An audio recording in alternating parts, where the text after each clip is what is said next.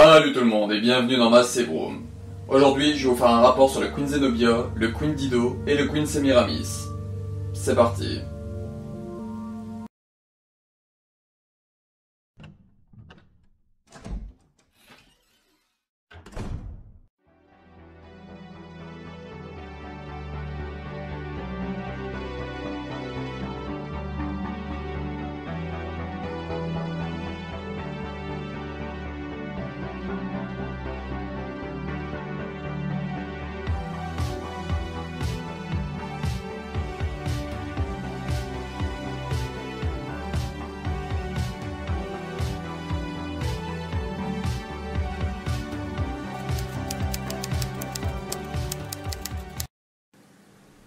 Rapport Queen Zenobia. En 1978, basé sur des plans de l'architecte George Trevor qu'il avait fait avant sa mort, s'inspirant sur les intérieurs des paquebots des années 30, sont construits 3 navires, 2 identiques, les Queen Zenobia et Semiramis, ainsi que le Queen Dido. Ces navires sont propulsés avec des turbines à vapeur. Ils font 335,8 mètres de longueur pour 52,3 mètres de largeur et 93,97 mètres de hauteur. L'équipage peut atteindre le nombre de 1094 officiers et membres, pour 2200 passagers. Ils furent plutôt populaires, surtout le Queen Zenobia. Mais, fin des années 90, les déplacements aériens ont pris de l'importance et donc les longs déplacements maritimes par bateau furent moins attractifs. Les 3 paquebots étaient prédestinés à finir à la casse. Cependant, Paraguas Line, qui est la branche du secteur touristique d'Umbrella Corporation, racheta les 3 navires. Elle rénova certaines parties, notamment les cabines et la cale qui furent agrandir, en mettant un système de propulsion diesel électrique pour changer les turbines à vapeur, et de la technologie de pointe fut ajoutée. Les paquebots reprirent donc le large. On sait que le Queen Zenobia a fait plusieurs croisières, comme un tour du monde et une autour de l'Amérique du Sud.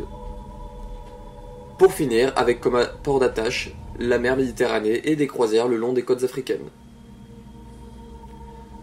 Le Queen Zenobia tient son nom de la reine de l'empire de Palmyre qui fut renversée par les Romains, Zénobie.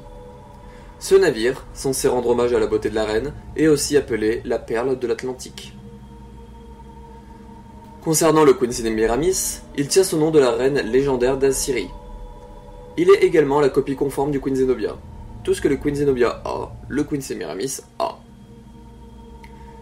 Les deux possédaient des infrastructures pour la plaisance des passagers. On peut nommer, par exemple, un grand hall de 1500 m² de 3 étages au style gothique avec un plafond orné de lustres donnant accès à un solarium avec la plus grande piscine faite sur un bateau, une salle de transmission d'urgence, des restaurants, boutiques et cafés sur le pont promenade, et enfin un casino ouvert 24 h sur 24. Pour finir, le Queen Dido. Son nom vient de la reine légendaire de Carthage, Didon. Il semble un peu différent des 2 autres bateaux. Il a notamment une pièce ressemblant à une salle de trône qui n'est pas évoquée sur les 2 autres.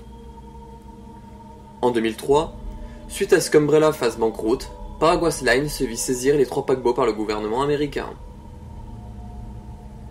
En 2004, Excella Guéonnet, alors chez Tricel, contacte Morgan Lansdale pour le mettre en lien avec des chercheurs français qui ont découvert le virus Abyss et souhaitent travailler dessus. Les 3 paquebots possédant des laboratoires cachés dans les cales sont donc utilisés. Lorsque Lansdale posséda le virus Abyss, il mit en place une attaque sur la Terra Grigia qui sera revendiquée par le groupe terroriste Il Veltro. Pour ce faire, il leur fournit des échantillons mais également les 3 navires comportant des UAV pour disperser le virus. Les partisans d'Il Veltro attaquant donc depuis les 3 bateaux. L'attaque se fit. Lansdale, voulant effacer toutes les traces de son application, lâcha le virus T-Abyss pour contaminer les membres d'Il Veltro sur les 3 navires, puis il fit exploser le Queen Dido avec à son bord Jack Norman, le chef du groupe terroriste, qui coula donc aux abords de Terra Grigia. Les 2 autres bateaux furent envoyés errer dans la Méditerranée. Lansdale envoya l'équipe de chercheurs français étudiant le virus T-Abyss sur le Queen Zenobia pour la recherche d'un vaccin. Début 2005, ils trouvèrent un échantillon de vaccin, mais dès qu'ils envoyèrent les données, Lansdale fit relâcher les ABO pour tuer les chercheurs. Toujours en 2005, des rumeurs impliquant Il Veltro font surface. Lansdale envoie 2 agents sur le Queen Zenobia. Le BSA apprit donc par une taupe les coordonnées du bateau, et Clive R. O'Brien y envoya des agents aussi. Des enquêtes se firent sur les deux paquebots. Lonsdale, voulant effacer ses traces, ordonna à Jessica Sherrawat d'activer les autodestructions des bateaux. Avant, il tenta de détruire le Queen Zenobia avec le Regia Solis, mais ce fut un échec car l'UAV fut lancé et empêcha le Regia Solis de cibler le Queen Zenobia. Au cours de ces missions, le Queen Zenobia et le Queen Semiramis explosèrent pour couler au fin fond de la Méditerranée. Les agents Redfield et Valentine se rendirent ensuite dans l'épave du Queen Dido où ils trouvèrent Norman qui se transforma. Ils l'éliminèrent. Voilà, c'est la fin de ce rapport sur le Queen Zenobia, le Queen Dido et le Queen Semiramis. Vous pouvez retrouver en lien un rapport sur le FBC, mais également une expérience sur Morgan Lonsdale, Jill Valentine, Chris Redfield, Clive R. O'Brien et un rapport sur le BSA. Il y a également une expérience sur les créatures du virus T-Abyss et un rapport sur les virus T-Abyss. On se retrouve pour une prochaine expérience ou un prochain rapport. Terminé.